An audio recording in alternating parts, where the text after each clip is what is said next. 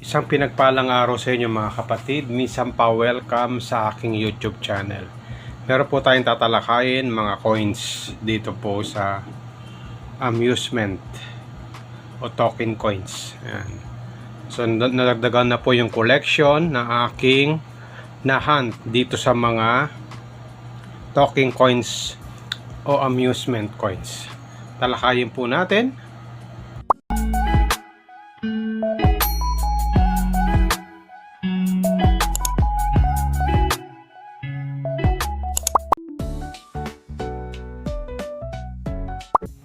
Welcome back po mga kapatid.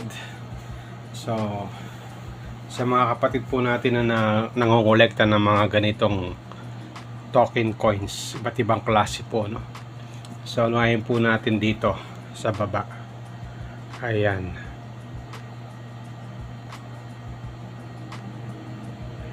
Words of Fun.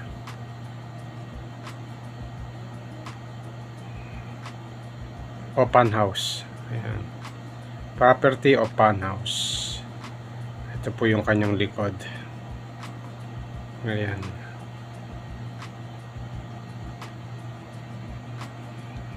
No cash value for amusement only.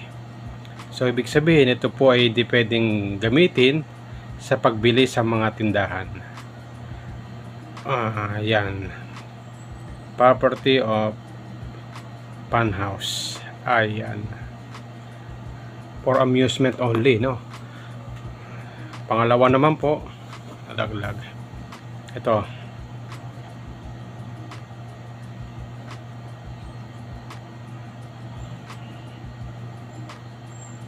Fun house din siya. Ayan. For amusement only. Ayan, meron pa siyang clown sa harap. At ang likod niya ay ganito. No cash value for fun center. Fun house din siya, no? So dito may dalawang klase ng fun house. Ang ganito at ang likod niya ay ganito. I think mas luma ito kaysa dito, no? So yan po ang pangalawa sa mga fun house na ating natalakay. Ang susunod naman po ay ito. Ayan. Words of Fun. Kung kanina Fun House, dito naman ay Words of Fun. Ayan. For amusement only.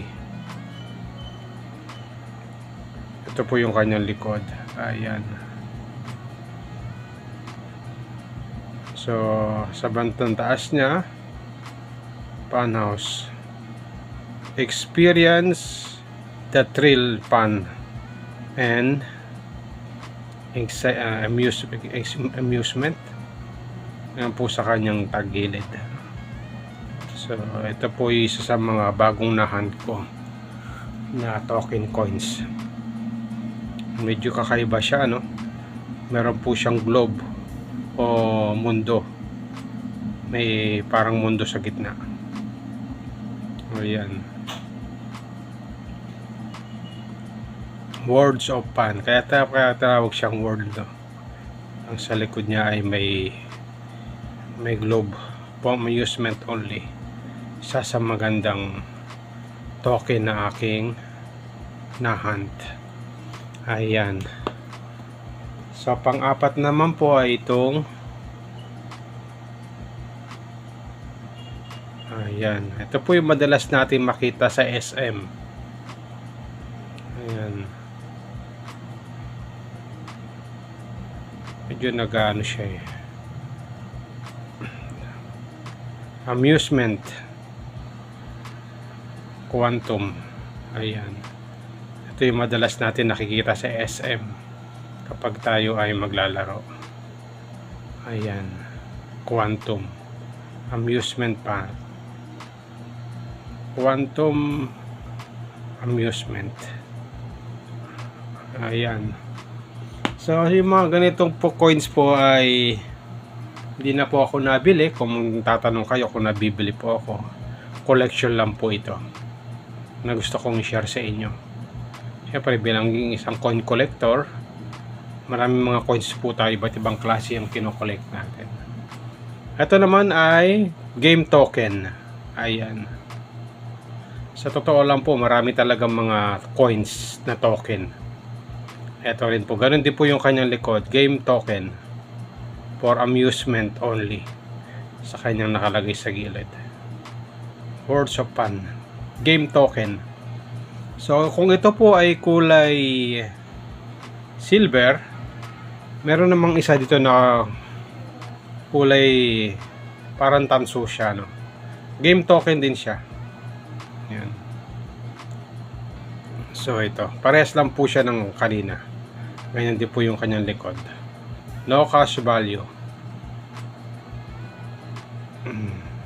Ayan. For amusement only. Game token. Ayan. Isa magandang koleksyon na aking na-hunt din. Ito naman din po ay ganun din. Star siya. Ayan. Words Park. World Park. Wonder Park. Sorry. Wonder Park. Ayan naman. Ito po yung kanyang likod, no? For amusement only. Sa Wonder Park naman to. Ayan. Ganun din po yung kanyang likod, no? Wonder Park. Isa sa mga maganda rin token na ating na-hunt. Ayan. Ang susunod naman po ay yung ayan, Panpamilya. Isa sa maganda. Ayan, Words of Fun din siya. No cash value. Ito po yung latest, no, na nakikita natin. Ito, ayan, Panpamilya. Token coins, ano? So dumako naman tayo sa mga ito naman. Tom's World. Ayan, ito naman po ay isa sa mga luma ng Tom's World na token. Ayan, meron ka ba nito? Siguro sa tingin ko yung mga ganitong coins, gaya ng unang binalag ko dito, nasa 20 to 50 ang isa. Sa mga collector po natin na gustong bumili ng ganito. No cash value, Tom's World for amusement. Ito, ayan. Ibang-ibang klase siya, no? Makikita naman natin sa likod eh. Pagka pinagkaiba po nila yung sa likod. Ayan. Ayan, ano? Tom's World. Ayan. Ito po yung medyo luma. Ito rin yung medyo luma rin, ano. Tapos ito naman po yung may kulay. Property of Tom's World. Ayan, ito po yung naabutan ko. Sa ngayon po may Tom's World pa rin, di ba? Ano kaya yung latest na token nila? Ito pa rin ba? Ang latest. Yung kanina may kulay red sa gilid, ito wala. Property of Tom's World. Ayan.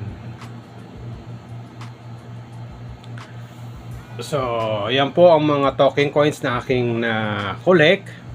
So, nadagdagan po ng 4. Dati po, 8 lang yung aking na vlog dito. Ngayon po ay 12 na.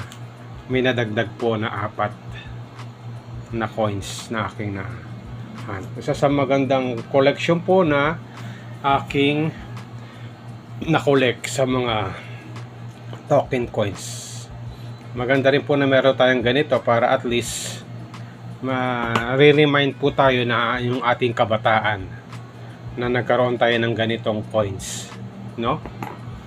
Sa mga kabataan po natin. So inuulit ko po sa mga bebenta po sa akin ito, hindi po ako nabili, tinalakay ko lang po para at least ma-remind po tayo yung mga coins nung tayo po ay mga bata pa. So yung iba rito ay wala na, hindi na di ko na nakikita o sa ibang lugar sa inyo. Comment po kayo kung meron po kayong mga nabutan pa ng token coins na ganito, at kung alin pa ba rito sa mga coins na ito ang hanggang ngayon ay nagpapatuloy pa rin. Katulad nito, game token. Meron pa kaya nito? So, yun po, comment po kayo kung meron pa po kayong mga nakikitang ganito sa ating. Ito syempre madalas nakikita natin to, Quantum sa SM. So maraming salamat po sa inyong pagsubaybay sa aking YouTube channel.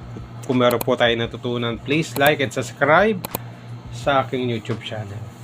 Maraming salamat. God bless.